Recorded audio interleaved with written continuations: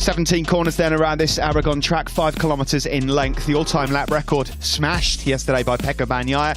Last year's winner of the Teruel Grand Prix, Franco Morbidelli, holds the best race lap, 48 flat. And here are the overtaking manoeuvres that can happen into turn 1. This is from 2020.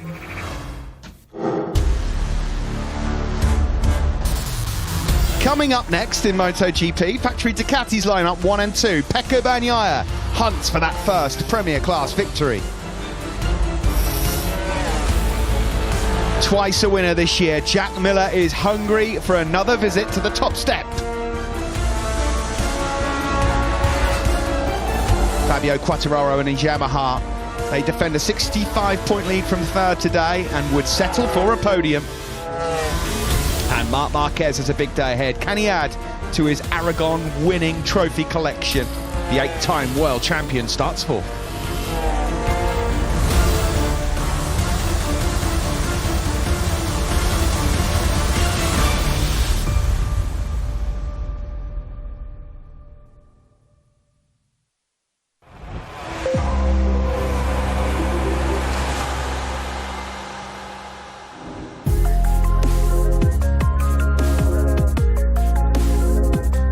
Welcome to Motorland Aragon.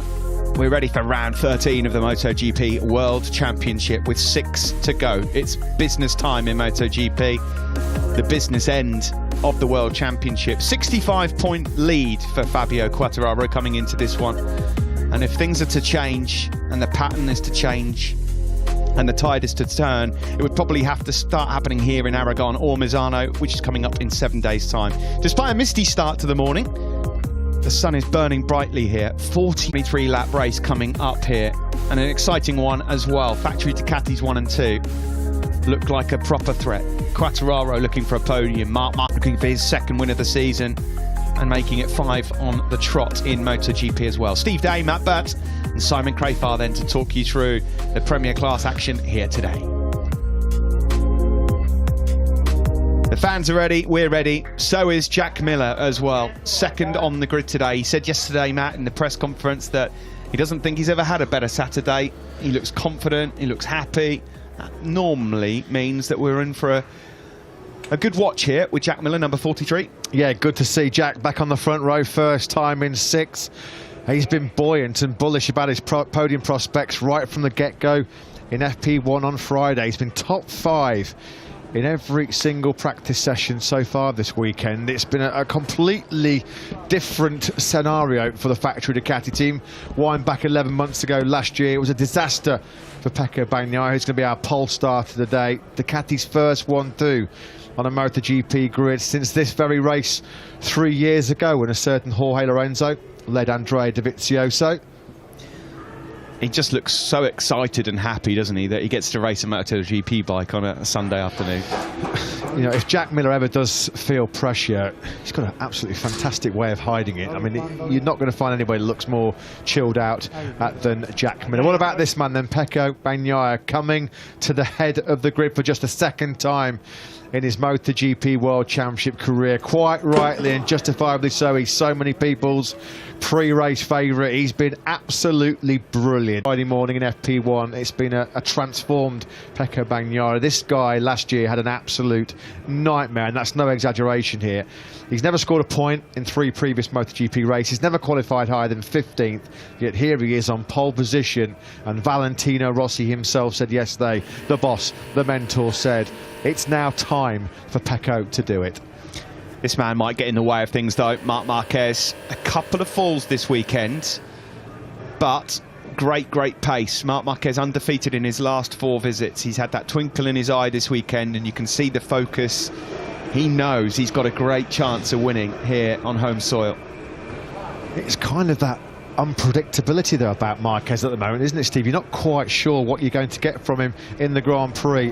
Very optimistic though about his race pace and the podium challenge a little bit later on. It's another front row start, 11 on the spin for Fabio Quartararo. Not overly optimistic. A race scenario, it's always different. He knows he's going to be fighting for the podium. Not potentially a case of damage limitation, but a podium, you get a feeling from Fabio that that would be a real bonus result.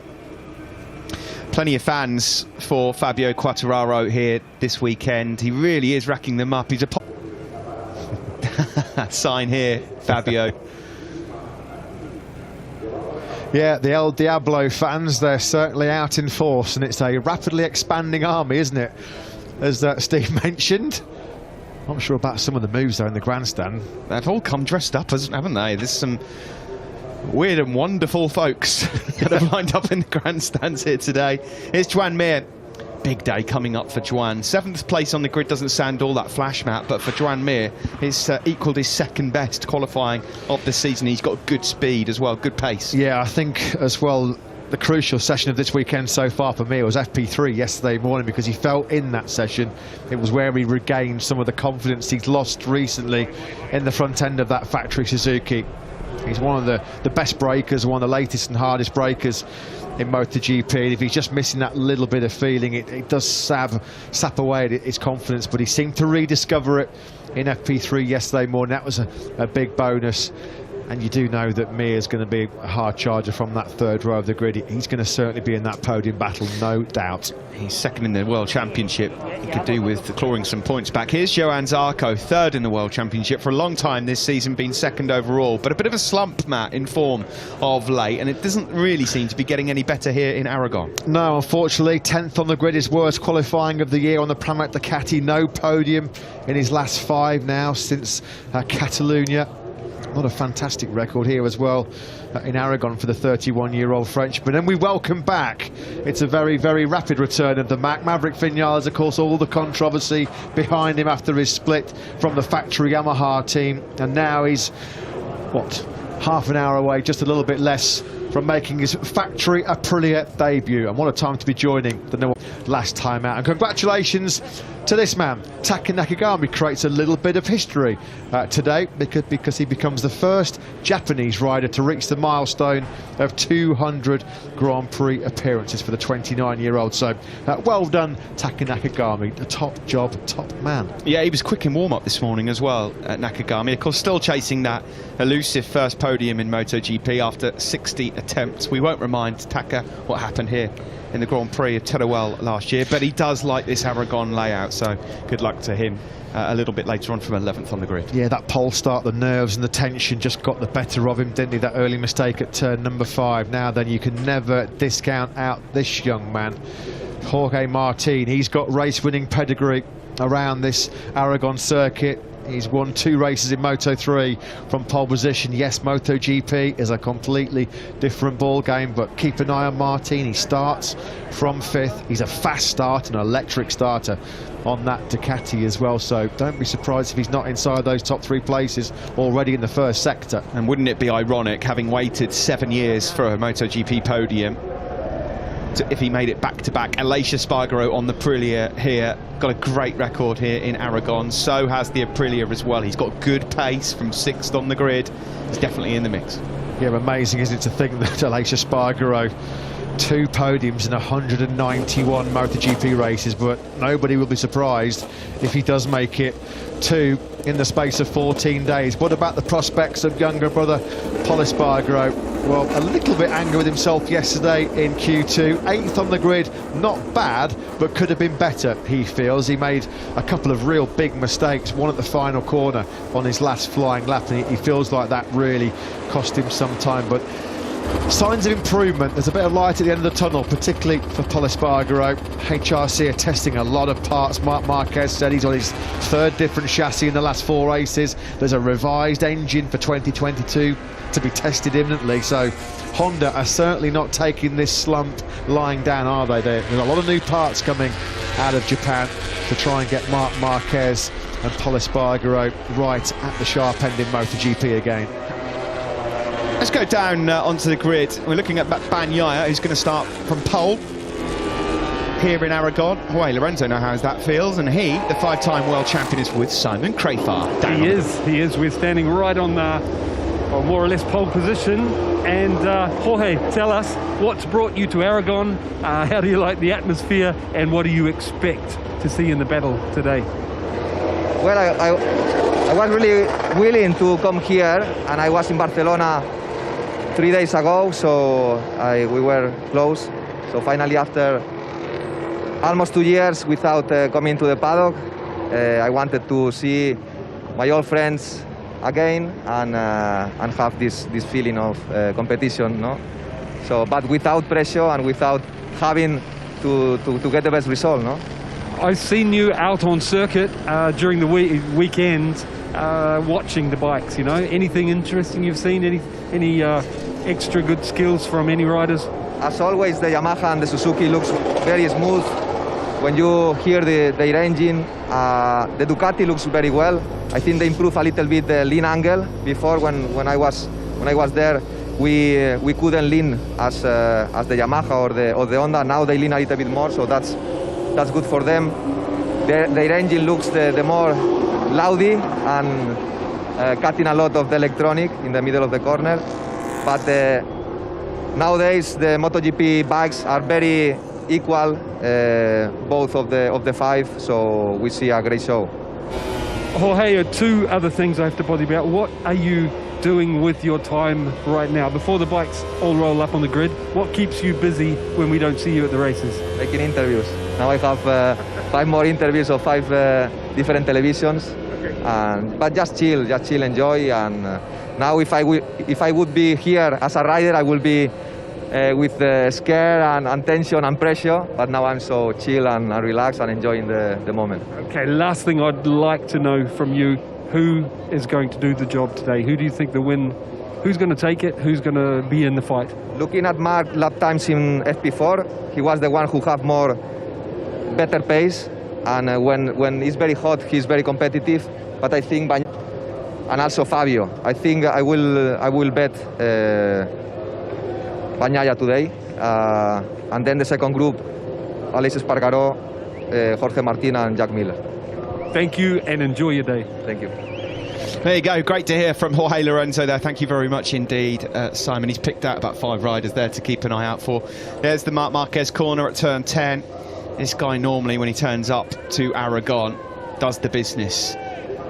Life is a bit different though for Marc Marquez at the moment. This is not the 2019 version. Normally when you come to an anti-clockwise circuit, it's a given that Marc Marquez is going to be fighting for the race victory. Not so though.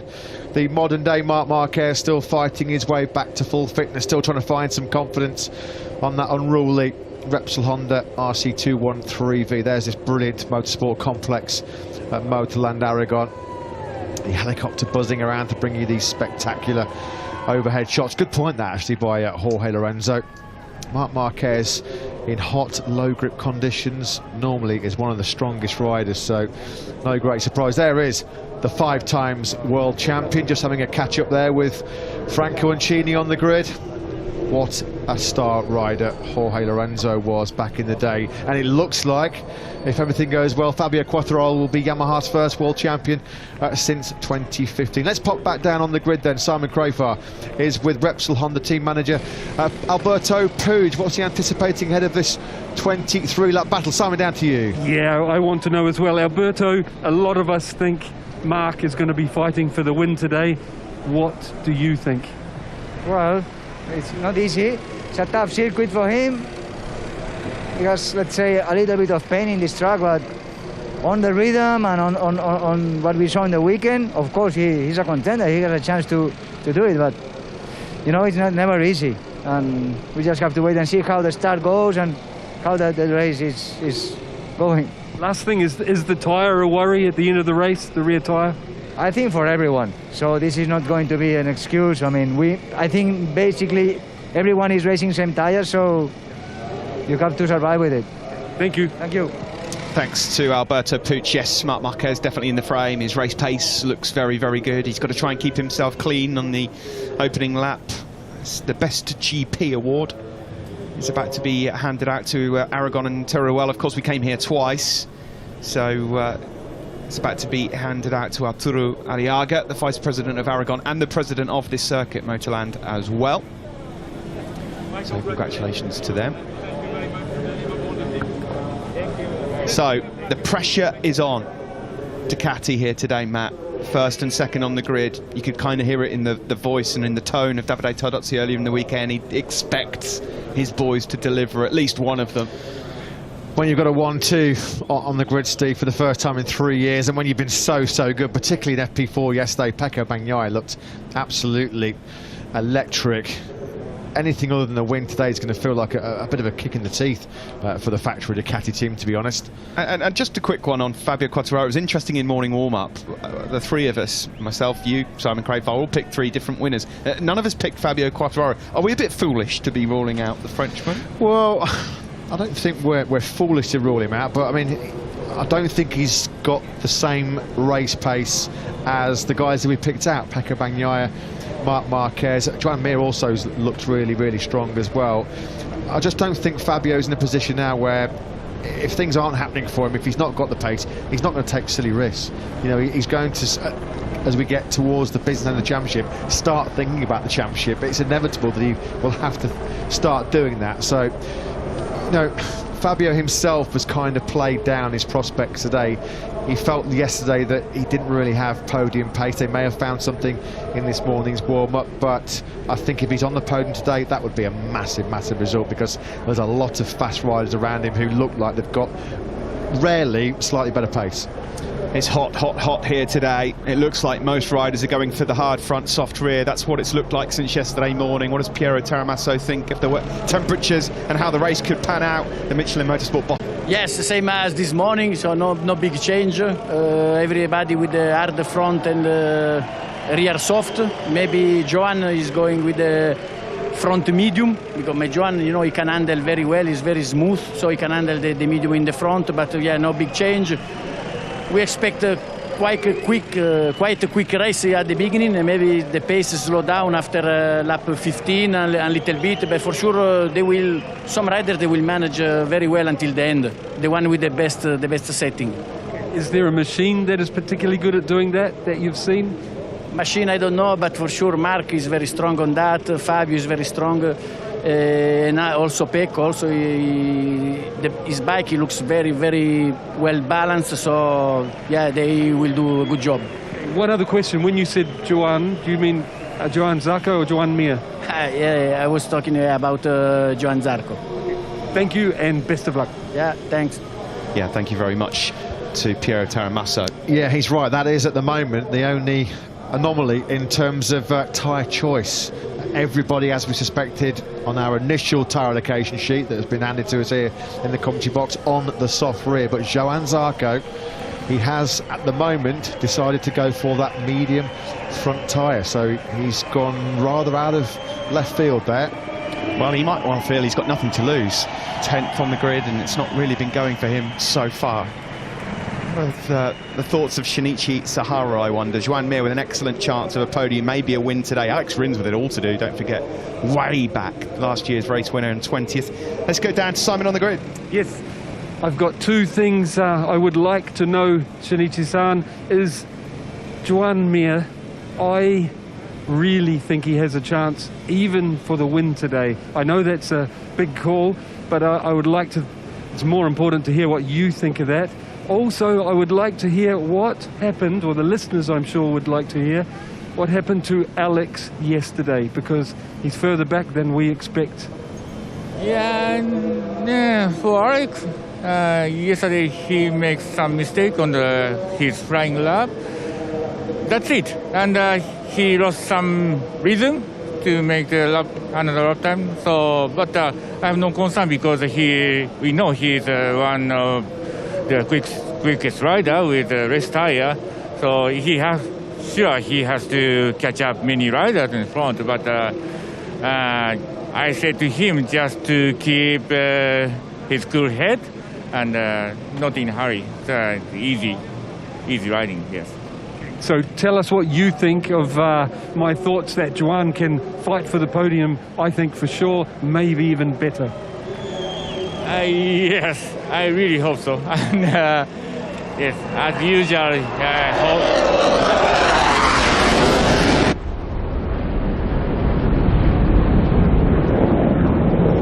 Well, I had to close the mic there, guys. That was rather loud. Sorry, what were you saying about Joan? Yeah. As usual, I hope he makes a good start. In early stage of the race, he catch up the front and to get top group. So I have no concern about him. So he can make the good pace of the race. Thank you for your thoughts and best of luck. Thanks, Simon. Yeah, best of luck to Shinichi Sahara's men on the Suzukis. The top 7 places on the grid are littered with potential race winners, podium takers. The fans are ready. Marc Marquez, of course, racing in front of a home crowd for the first time since his return from injury. Turn 1 here in Aragon can be treacherous on the opening lap. That's job 1, isn't it, Matt? Get around that squeaky clean and then see if you can make up a place or two. Who would have thought we'd have to go all the way back to 20th place on the grid to find this young man, a man who was so brilliant here in the Aragon doubleheader last year, won one race, finished second in the other. A lot of work to do though for Alex Rins coming from 20th. We've talked about what a great weekend so far it's been for Ducati, but this is where it really matters. 23 laps of Aragon, their men on pole and second place. Let's hear from the Ducati factory team manager Davide Tardozzi. Yes, Davide, both of your riders, Pecco and Jack, have looked fantastic here all weekend. I'm convinced they're going to be fighting for the podium or the win. I want to know what you think they can do. Yeah, for sure. Both riders will be on the top guys that fighting for the podium. But I guess we have not to undervalue Marc, Fabio, and I guess that Mir could be there with a good start. So it's a difficult race because in the end of the race, everybody that all the grids start with the soft tire on the back, and everybody will have some problem in the last couple of laps. So. Needs to be fast, but also to manage the rear tire. So needs to be gently, but go fast. Fast like this airplane. Best of luck. Yeah, thank you. Thanks for that, Simon. And Davide Tardozzi as well. Top Gun even enjoyed that one, of course. A big race coming up for him, his first outing on the Aprilia. Yeah, big one for talking about it then, Matt. There is something about there's something in the air about Marc Marquez. He looks tense. He's so hungry to not just win, but to win here in Aragon as well. He doesn't want to lose that record here. And you just wonder, don't you, how aggressive he might be in the opening stages of this. And let's go down onto the grid now and get the thoughts of KTM. Are all their hopes pinned on Brad Binder, I wonder, today from 12th on the grid? Pit Byra is with Simon. He is. Pit, can you give us your thoughts about your machines and riders going into this one? Well, I mean, we didn't have a Friday and Saturday like we wanted, so yeah, we just could not perform in one lap like we have to in this class. So there is no excuse. We are too slow on one lap. I think our race performance is definitely better than the one lap performance. So we have to count again another time on the Brad attack to see that, like, let's hope he survives first lap. It's not the most easy thing if you're so far back, but I'm sure we can make a decent race pace, manage the tire over this race here will be also key. These are all the positive things for us. We are just starting too far back, so let's make the best out of it. Thank you, Pit. Thank you. Thank you to Pit Byra. Just saw there Valentino Rossi, his last race in Aragon. Some trusted fans here following him. He's starting way back in 21st. Jake Dixon, of course, his teammate for the weekend, one place below him in 22nd. So this man starting from a season worst grid position of 10th, looks like he's taken a punt on that medium front tyre. We do know that he's very, very silky smooth on that front end, smooth breaker as well. So if anybody can make that medium front last to full race distance, it will be Johann Zarco. But he is certainly out on his lonesome in terms of tyre choice. Everybody soft rear and everybody else bar Zarco on the hard front.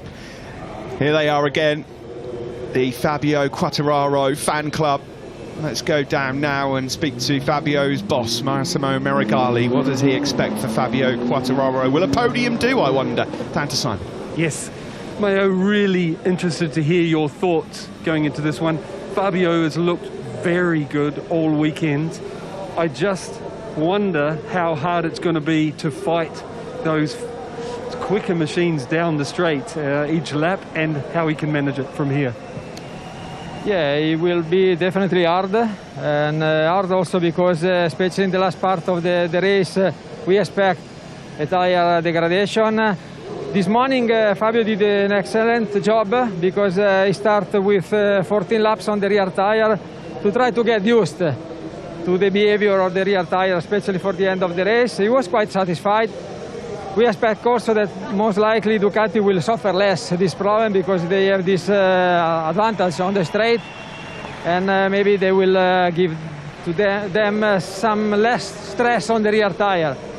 The race is going to be long, tough for everybody. We, I think, as usual, we prepare the race in the best way as possible, and now it's just up to Fabio. Mayo, thank you for your thought. Thank you. Thank you very much to Massimo Meregali. Interesting that of all the names that keep on being mentioned for wins and podiums, this guy's name has not been brought up once. And he's been on the podium 2 of the last 3 times. And let's be honest, had he have stayed on the bike and not clashed with Marc Marquez at Silverstone, there was an argument saying he might have been on the podium there as well.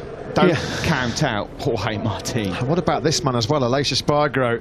He's supremely confident in his race pace. He said yesterday nothing to fear when he looks at his rival's race pace. Definitely mix against, and he made a good point. It won't be the outright fastest rider that wins today. It's going to be the one who manages that rear tyre towards the back end. Earplugs then go in, blocking out all the noise and the buzz around Pecco Bagnaia.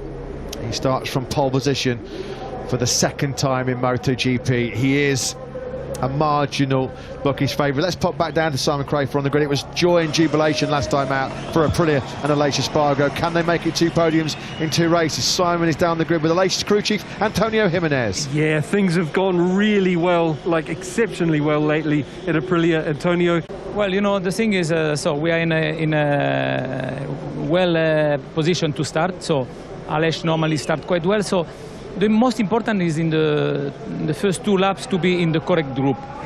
We have the pace, we know that, and a few riders also have the pace. I think the most important thing will be to manage the tire. Temperature is a little bit more high today than yesterday, air and track temperature.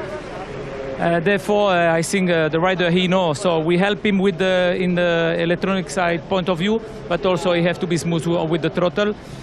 You have to push to stay on the group, but don't destroy the tire. I think this will be the key of the race for the end of for the end. And obviously, so our expectation is still high, coming from a podium in Silverstone. Thank you, Antonio, and good luck. Thank you very much. Yes, some key words there mentioned by Antonio Jimenez. Yeah, that's the dilemma, isn't it? You've got to push hard to keep yourself in that early group in the first laps, but also be thinking about tyre conservation as well. That's the problem for Alex Rins. Throughout the weekend, he's not had bad race pace, probably top 6 race pace, but he's got so much work to do coming from 20th on the grid, and then how much rear tyre will he use up trying to fight his way through the pack? That's why these guys are the best in the world. They've got to do everything. They've got to be fast, they've got to be clever, they've got to be consistent, they've got to be smooth, they've got to be clever, they've got to get through turn 1, they've got to be precise, they've got to be fast. Yeah, it's all on, isn't it, to muscle a 200 mile an hour, 300 horsepower MotoGP bike around this famous Aragon circuit. The 3-minute board has gone up. The grid will start to clear. The temperature is rising. The pressure and tension is rising. Marc Marquez, so good on anti-clockwise circuits. He loves it here in Aragon, does the 28-year-old. 2013, 2016, 2017, 2018 and 2019. He was our race winner right here on home turf. Can Pecco Bagnaia end Marquez's golden run in Aragon? 24-year-old from Turin has gone so close so many times. He's been in the position to take the victory, and every single time it's eluded him. He's playing down his chances a bit yesterday, but I think more nerves than anything else. He doesn't want to jinx himself. Amazingly as well, coming into round 13, we've not had an Italian win a MotoGP race so far in 2021. Is today Pecco Bagnaia's day? We're warming up to the warm-up lap here in Aragon, a 23-lap race coming up. There's a lot of tension and excitement in the air about this one. Yeah, he's looking fairly relaxed, isn't he, Pecco Bagnaia? Arms folded, face of pure concentration. Here's your front row then for the 13th round of 2021. The World Championship leader defending a 65-point lead. Fabio Quartararo starts 3rd. Thriller Miller in 2nd. Can he get himself back on the podium for the first time since Catalunya? Will he win? Or will it be this man, Pecco Bagnaia? The Italian starts on pole.